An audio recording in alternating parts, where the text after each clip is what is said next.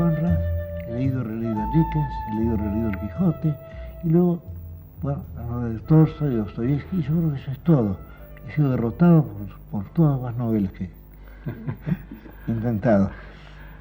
Y dígame una cosa, Borges, yo estaba pensando ahora en los cuentos. Cuando usted como escritor escribe un cuento, tiene previsto el desenlace al comienzo, sí. Siempre, ¿no? Sí. Eso es lo primero que me he revelado, no, la primera revelación que yo recibo es la del principio y la del fin. Ajá. Eso siempre lo sé. Ahora, lo que yo tengo que inventar o descubrir, ambas palabras tecnológicamente son iguales, es qué sucede entre el principio y el fin. A eso yo tengo que inventarlo, y tengo que inventar también qué país conviene, bueno, los nombres de los personajes, la época en que debe suceder. Eso me estaba después. Pero siempre sé el principio y el fin. Pero hay otros escritores que solo saben el principio. Goldsworthy, por ejemplo, empezaba a escribir y empezaba por una frase cualquiera. Y esa frase decía él, permite siempre un porvenir posible. Y eso da la segunda frase y esa la tercera. Pero yo no creo que fuera sincero, no creo que nadie escriba así. Nada más un cuento tiene que ser simplemente una serie de caminos que perfectamente concurren un desenlace. Yo creo que sí. Si no sería absurdo pensar, por ejemplo, que Cervantes escribió en, y después pensó, después de en, ¿qué pongo? Un. Y después de un, ¿qué pongo? Lugar. Pero no, es imposible escribir con ese método, con esas precauciones. Así es. Graduar, sí. Es imposible hacerlo. Así es. Y bueno, esto me confirma lo que yo pensaba, sí. De la necesidad del conocimiento. Y es verdad, el conocimiento del comienzo, el conocimiento del final y el camino que hay que recorrer después. Ahora, el camino puede ser muy diverso. Sí. Y a veces yo he sido... Bueno, usted escribió 2 cuentos sobre el hombre de la esquina rosada con... Sí, no, y a veces he escrito 2 páginas y me doy cuenta de que no, de que me he equivocado. El camino no es ese, que este tiene que ser otro. Y entonces, bueno, después yo lo escrito y vuelvo a empezar. Algunos caminos son laberínticos, por ejemplo. Sí, suelen serlo. Ahora, yo he usado eso en un cuento mío que se llama Las ruinas circulares. Ahí el mago empieza obrando de un modo, se imagina a centenares de personas y luego se da cuenta de que así no puede proceder. Ahora, eso quiere decir que yo al principio pensé escribir el cuento con muchos personajes, fantasmales, y que luego lo cambié. Es decir, usé ese error mío, esa vacilación mía, la usé para que fuera parte del cuento. Claro. Sí. Y no me di cuenta de eso hasta que alguien me lo señaló en los Estados Unidos, que yo había usado eso. Dice, qué raro, usted ha escrito ese cuento y sin duda a usted le pasó eso. Sí, es verdad, le dije, yo lo había olvidado totalmente y ahora usted me recuerda este hecho que realmente sucedió. Y usted leyendo el cuento lo ha adivinado. Usted ha adivinado ese proceso mío que yo he olvidado. Ahora usted estaba diciendo recién que usted recibe como un... Viene a ser como algo que es muy vago. Lo que se llama la inspiración. Pero la palabra inspiración parece demasiado... pretenciosa. Sí, pretenciosa.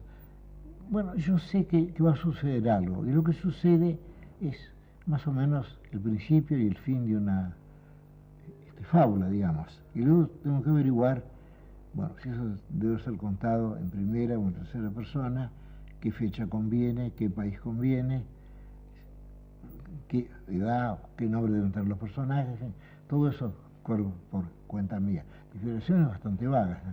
¿Está escribiendo algún cuento últimamente? Sí, tengo 2 o 3. Voy a hacer un cuento sobre la revolución del año 55, la revolución libertadora. Y ese cuento va a ser mi mejor cuento. Bueno, uno siempre piensa eso de lo que está por escribir. Ese va a ser mi mejor cuento y el tema es la amistad. Y no es un cuento fantástico. Es un cuento cuyo tema esencial es la amistad, esa pasión argentina, quizás la pasión argentina, la amistad, ya que la amistad está tan frecuente en la vida argentina y en la literatura también. Usted tiene, bueno, con Segundo Sombra, el tropero y el chico, bueno, en el Fausto, no importa la parodia de la ópera, sino la amistad de los dos parceros, la amistad de Fierro y de Cruz, tantas novelas de Eduardo Gutiérrez, el tema de la amistad. La amistad de los 2 hermanos de la intrusa. La amistad de los 2 hermanos, sí, yo me había olvidado, pero en fin, estoy hablando de libros de veras, no de lo que yo escribo. Pero usted dice que este cuento lo tiene avanzado o lo está trabajando en la cabeza por ahora. No, tengo las 2 primeras páginas ya definitivamente escritas. ¿Y conoce el final? Desde luego, todo el cuento que camina hacia el final, sí. Y justo Eso tiene que ocurrir unos días antes de la revolución. Y voy a hablar de la lluvia, desde luego, ya que usted recuerda aquellas lluvias de septiembre del 55, ¿no? Los primeros días de septiembre, sí. Los primeros días de septiembre, sí. Esperamos tanto esa revolución, bueno, felizmente ocurrió, pero luego nos han defraudado tantas cosas, en fin, mejor no hablar de eso. Pero la revolución, que es un telón de fondo sobre una relación de dos personas, no. ¿O es un hecho...? No. Son varios conspiradores y excluyen a una persona. Ese es el tema del cuento. Y esa persona al final entiende que no lo han hecho por desdén, saben simplemente que él es cobarde, pero le han perdonado ser cobarde y siguen queriéndolo y lo han querido siempre, y se establece una especie de relación entre él y los que han muerto, bueno, al final del cuento. En fin, estoy contando demasiado el cuento y tengo que escribirlo. Si lo cuento muchas veces, no lo escribo. Sí. Hay gente así que necesita contar para ir afirmando conceptos al contar, ¿no? Parece que Alphonse Daudet hacía eso con este Groussac. Alphonse Daudet, antes de escribir un capítulo, se lo contaba a este Groussac, según cuenta Groussac, en el viaje intelectual, creo, y cuenta eso. Y después lo despedía de un modo un poco descortés, le decía: j'ai la sensation du temps perdu. Tengo la sensación del tiempo perdido. Sí, pero claro, conversando con el otro.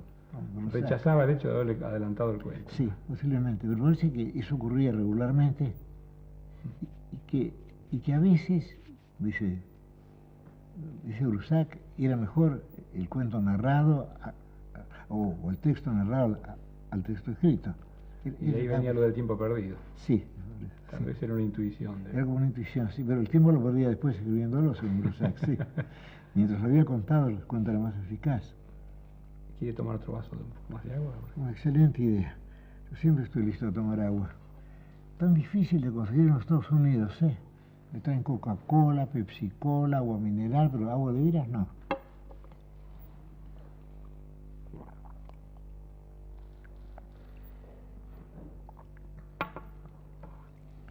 El tercer elemento no. Los elementos de Empédocles eran, ¿no? Sí. El primero es el fuego, creo, sí. Ahora él dice magnífica altura del aire. En cambio los otros no tienen epítetos. Dice el fuego...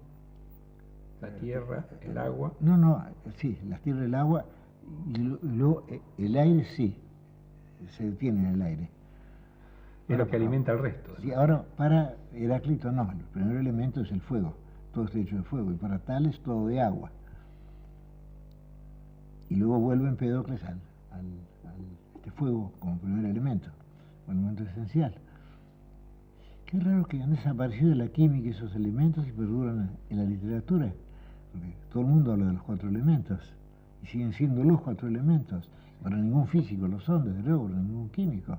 Porque han ido más adentro de los elementos. Sí, claro, han ido más adentro.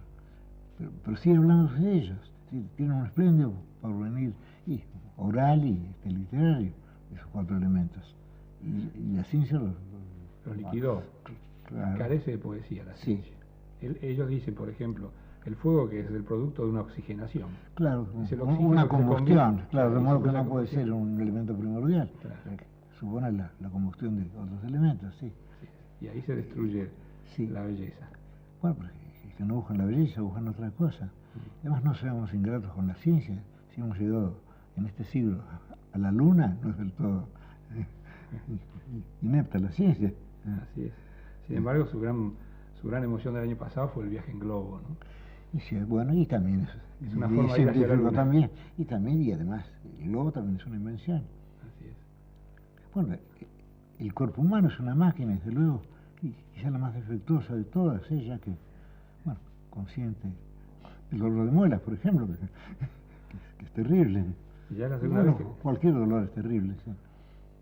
Y usted se acordó ya 2 veces de las muelas hoy. Se acordó cuando le mandaban al dentista, ¿no? Es cierto. Y ahora, desgraciadamente, no me queda una sola muela Estoy lejos de todo peligro y de toda bendición, sí. Borges, yo quiero agradecerle esta charla que hemos tenido. En esto de que Sí. usted se dirige a uno solo. Bueno, me he dirigido muy gratamente a usted, pero esta hora ha durado 20 minutos o 21 o 19. Ha durado más de eso, sí. Bueno. Ha durado más de eso y ha sido hermoso. Pero muchísimas gracias. Y usted ha sido tan generoso, me ha hablado de temas tan gratos para mí. Hemos hablado de Conrad, hemos hablado de Chesterton. Sí. Ahora cuando... Yo he recordado mis pagos sureros, como decían antes. Cuando usted vivía cerca de Bursaco, así es. Claro, bueno, y yo cuando me voy de acá, sí. Cuando salga de acá voy a ir a vivir a Borges, porque vivo en Borges. Sí, hay una calle también, Borges, ¿no? Sí, sí, que menciona... Y la estación creo que no funciona, ¿no? La estación está abandonada completamente porque en algún momento cortaron un hermoso ferrocarril que iba por todo por la costa y... Yo fui una vez, porque conocí a un librero alemán que me dijo, yo vivo en Borges, en la calle Borges. Sí. Yo, ¿y dónde queda aquello? O sea, me dijo dónde era. Yo dije, claro, es por mi abuelo Coronel Francisco Borges. Sí. Entonces yo fui. La calle se llama Coronel Francisco Borges, no pasa justo por la estación, está un poco distante. Claro, y ahora las explican a las calles. Antes ponían, por ejemplo, Melo, ahora Virrey Melo. Antes Borges, ahora Coronel Francisco Borges. Sí, sí, está todo. Sí, dice Coronel FCO. Borges. Sí, está. Bueno, sí. Ha de ser él, sin duda, sí. Seguro que era él. Bueno. Gracias, Borges. Muchas gracias. Last night you slept on a feather bed with the sweets turned down so bravely, oh. Tonight you'll sleep on the cold open heath along with the ragged-tagged ships.